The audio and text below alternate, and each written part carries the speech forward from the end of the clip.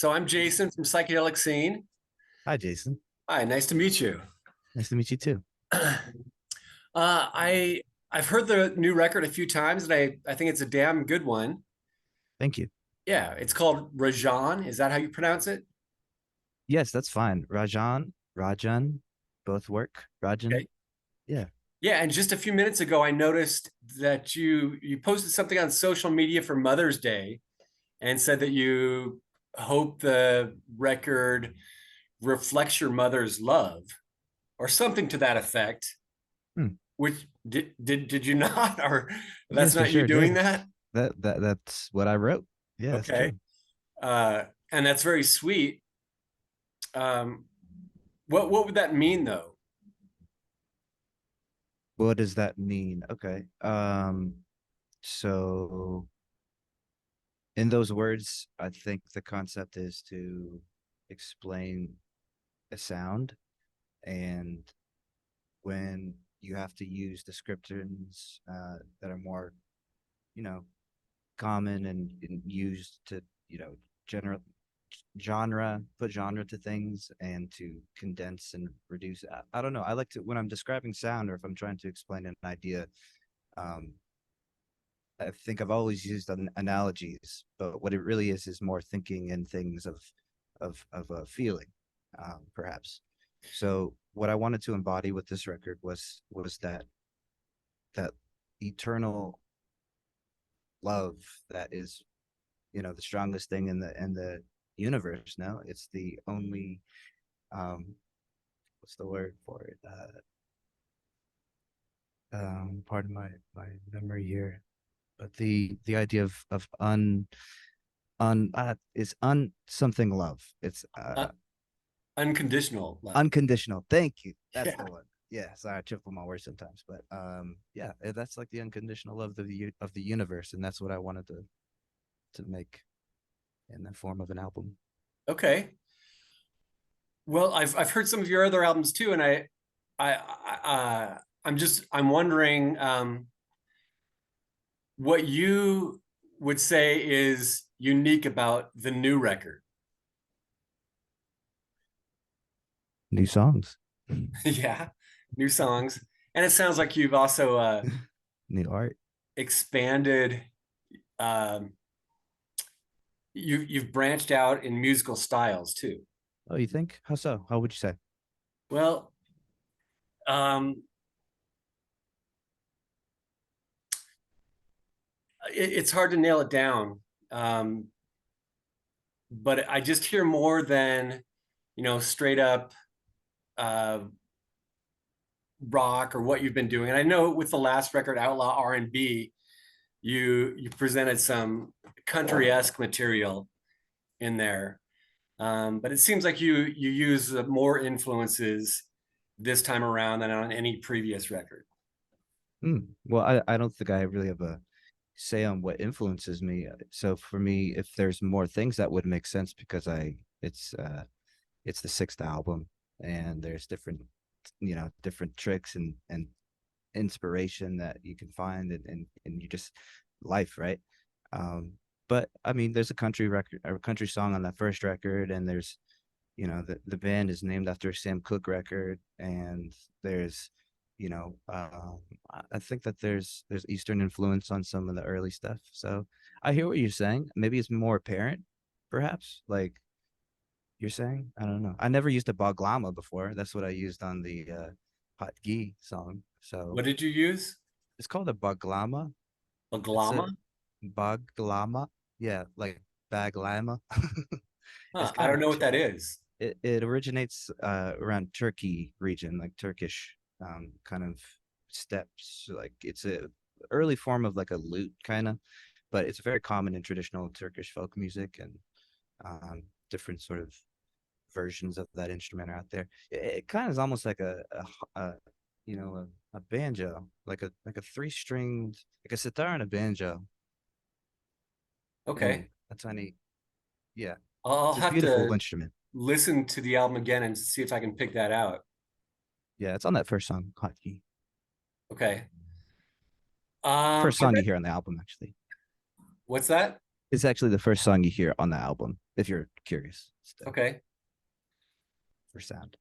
I read somewhere that you uh Robert Levon Bean from BRMC played in your band at one point. Hmm. Yeah. When was that and how did that come about? Mexico. I think it was 2018 or maybe 2016 even. Um, but Robert and I have been friends for a while, and he's an amazing musician, songwriter, friend. Um, and we were going to Mexico, and we it just sort of happened. Uh-huh. I don't know what to tell you. We So, needed. well, was he He came in clutch and kind of like helped us pull these shows together in a way. on some of the records? On Outlaw, there's some bass. On Never Look Back, there's uh some songwriting that we worked together on with, I think, maybe one or two of those songs. But me and him have kind of collaborated on different things over the years, so it's a little tricky when I try to track exactly which songs and what album. And he didn't work on this one, or if anyone before Who Sold My Generation. That was the first time. But I had like a little EP, two songs with the song's called Vultures and Wolf, and that was kind of like a we got to write together and like try some ideas in the studio Cool. one day. Well, speaking of collaborations, uh, one of your records, Myth of a Man, was produced by Dan Auerbach, Hmm. and wondered how that came about. I went to Nashville and made a record, and he Yeah, but I mean, how did that? You just went stayed to in a motel Nashville to down the street. specifically record with him? Yeah, I went there with the intention of getting in a room and making music and writing with just the two or three, or there was this amazing group of musicians down there. Some of them, they got to play with like Aretha Franklin and Johnny Cash and Elvis Presley, Bill Withers, like some incredible musicians down there. So the idea was, it came around the time. I guess to answer your question a little more, like in 2015, I think I got the chance to go. Or no, not 15, man. I don't even know my dates. The idea of working with Dan just sort was uh kind of bubbling around the pot in some sense. I wanted to work with someone in the South. I wanted to go there, and at that point, Dan was in Nashville, and it was really an experiment on an experiment. So things just sort of happened. Well, right on. Let's let's back up a little bit. Um, you're from Texas. Yes, sir. You now live in LA, Yes. but you moved to the West Coast to attend college. I went You to moved the to West Seattle. Coast. I went to the West Coast to make music, and then I went to University of Washington for about a year and a half, where I studied religion, writing. Okay. Yeah, my question was going to be something along the lines of like, were you really intent on getting a degree, or were you basically moving to the West Coast to make music? I was extending my musical journey to Seattle. Okay. How long Yeah. were you in Seattle for? I probably lived there from for about 6 years, but I wasn't there for much of it. I was touring a lot, so I was Okay. out of the state for 75% of that time. Uh, yeah. All right. Um, your music can clearly be described as psychedelic, and I'm wondering to what extent psychedelic drugs have influenced your music. Yeah. Not so much. Now, I didn't. I never wanted to take anything to make me more creative. I thought that was you know, kind of weird. So, um, but I think there's probably a lot of stuff I missed out on. I bet you there could have been some cool, like, LSD trips in French castles over the years, but I could write about that stuff too. Yeah. And you never know. I mean, you never know. I got nothing against it. Yeah. Okay. Um, well, we recently ran an article on Psychedelic Scene called "What Makes Psychedelic Music Psychedelic," Hmm. and I thought I'd get your input on that. So is the question what makes So like music? the question is, what makes psychedelic music psychedelic? That's up to you. It's very subjective. It's hard to answer. Isn't that the point? Yes. You know, because if something's absurd, it means that it's absurd in relation to something not absurd. So if we're gonna start telling people what is absurd and not absurd, then I think we're trying to like extinguish some type of flame there. Like it's supposed fire, for instance, is fire, but it can mean a lot of things to different people. It could warmth, it could bring you warmth, it could cook your food, it could be a meditation, it could um, be a form of pain, it could be yeah, everything, you know. So I don't think I'm in the business of telling people how to feel. I'm more interested in like what do you think? Like what could you make? What could we maybe make together? You know, I think that's cool. Yeah. Right. Okay. Besides the album that you're currently promoting, Rajan, uh, which I think, by the way, is your middle name, right? Your birth Yeah, middle it's my name, maiden name. your maiden name. Yeah, it's my mother's last name. Oh, okay. All right. Oh, so there you go. There's that connection between you and your mother. Yeah, technically it's Sundarajan. So it's a shortened versions of Rajan. Uh-huh. Sundarajan. Yeah. Okay. And what ethnicity is that? India. Okay. Besides the new record, which you're currently promoting, do you have a favorite of your other albums?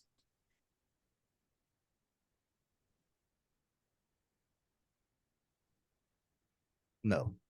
I don't Okay. think I see. All right. Like of ones that I made, huh? Yeah. Yeah, yeah. I don't think I have a favorite. It's like picking a kid, you know? It's like Yeah, I suppose. picking a child or something. Or like, you know, it's a part of a larger series kind of thing. So I would think it would be uh there's a way that you can look at something after a few years versus right out of the oven. Um, so maybe certain things will need to simmer for me to really, boom, be connected to it again. But a moment of making something is a pretty neutral place Yeah. in a way, if that makes sense. All right. Well, what about of all the albums out there, what are some of your favorite albums? Oh man, um, I love Sam Cooke live at the Harlem Square Club. Uh, love Alone again or Forever Changes. I love um, a lot of. Uh, hmm, I think I have a hard time with this question sometimes because I try to pack in musicians and artists that I really love, but you're asking me about albums, so I'll try to do service to the question. Oh, Yeah, you mentioned Love, Forever Changes. yeah, That's that's certainly a classic. that's just oh man, yeah, it's a couple. I loved L.A. Woman when I was younger, and I still do. But as an album, I think that's an amazing record. Um,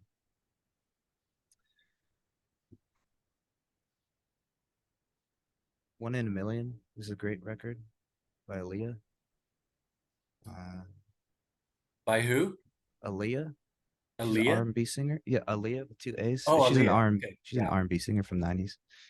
Um, Modern sounds in country and western music. Ray Charles is a favorite of mine. But I like see that's the thing. I like other Ray Charles stuff more. But like as a record, that's it's up there for me. Mhm. Uh, hmm. Dead Moon, self-titled. Uh, Easter Everywhere. Uh, Spiritualized Ladies and Gentlemen is classic. Pure Phase is a good one. Uh, Hot Dog. There's too many, man. How about you? Can you maybe give me a few of yours and I might, you know, I always include Forever Changes, yeah. um, Revolver, another Mm. classic that I never get sick of listening to. Yeah, that's a good one. Rubber Soul, I think I might be partial to. Um, Okay. but Sergeant Pepper's, wow.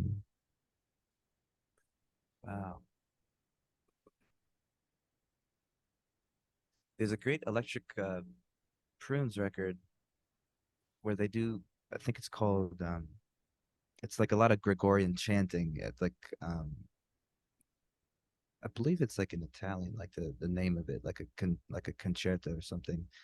Um, I know what you're all the talking fans about. out there are gonna be grinding their teeth without me getting this question right, but or this the name of this album. I figure your fans might know, It's something but it's a like Mass in D minor or something like that. yeah, yeah, exactly. It's this. Oh man, it's such a beautiful record. It's an amazing record to fall asleep to, too. Surprisingly, um, yeah, it gives you crazy dreams. But yeah, which I'm currently wearing their shirt I right noticed. now. Yeah. So yeah, I've been listening to some Witch lately. Yeah, I love me some Witch. Time and Place by Lee Moses is one of my favorite records. Um, Pastor T.L. Barrett and his youth choir. That's a beautiful record. Um, like a ship without a sail is the name of it. Um, have you ever heard this Chubby Checker record where Probably not. he like went all psychedelic in the '60s and he's like I don't know if he likes to talk about it that much or he didn't like to really bring it up much, but there's just one song called "Stone in the Bathroom" that's just so good. It's so good. If you get your hands on that album, then then shout out. Like, let me see it. Like, I want to hear that thing on vinyl. It sounds Wow, so I'm gonna cool. have to look that up. Yeah. It's funny because for a while there was a writer contributing a column called "Psychedelic Skeletons in the Closet," Hmm. meant to be humorous, and basically it was just artists that you don't normally associate with psychedelic music, that that began their recording careers prior to the psychedelic era, but then kind of like had to make a psychedelic record to fit in or whatever. Hmm. And that's apparently one that he could have done, but didn't. And it's one that Hmm. I didn't know about until just now. Oh man, I'd love to hear that. Yeah. Like, oh, the other one I was thinking of. Shoot, what was the movie? You just got me thinking of it. Well, I love White Light, White Heat. That's another record. There's this cool thing about Lou Reed where he used to work at this record label called Pickwick. I read about, and the idea was like they would be a label that needed to pump out whatever was hot, hence Pick Quick. Thought that was great. So like for instance, he was a writer for this label, so if they needed like a Motown song, he like give them a Motown song. If they needed a surf song, he wrote them a surf song, and he wrote this song called "The Ostrich," and within it he kind of invented a tuning, but it's really kind of like you just tune most of your strings to open whatever, maybe C sharp or something like that. Mm-hmm. But he was able to make this really like frat rocky kind of frumpy, like do the ostrich, wah, do the ostrich. It was the coolest thing in the world. And so the guy like not only invented like his own tuning, but he was like a musician working within this economy of what's hot, what's coming in, what's going. So that psychedelic era, there's a lot of funny things. Have you ever seen the movie Head? I'm sure you probably have. Yes. Yeah. Yeah, that's Monkeys. yeah, that stuff's amazing. That stuff's so cool. Yeah, it's probably not for everyone, but What is? Yeah, yeah, right. Very interesting though, especially coming from the Monkeys. yeah. People sleep on the monkeys, man. I know what they're doing. Well, that's really all I've got for you. So I appreciate you taking the time, and I really like the new album. I'm going to keep listening to it. So thanks again for doing this interview, and I hope the album's a big smash. Thank you, Jason. I appreciate that, man. And sorry about the technical. Oh, no worries. Yeah. Much appreciated. All right. Thanks so much, Danny. All right. Take care.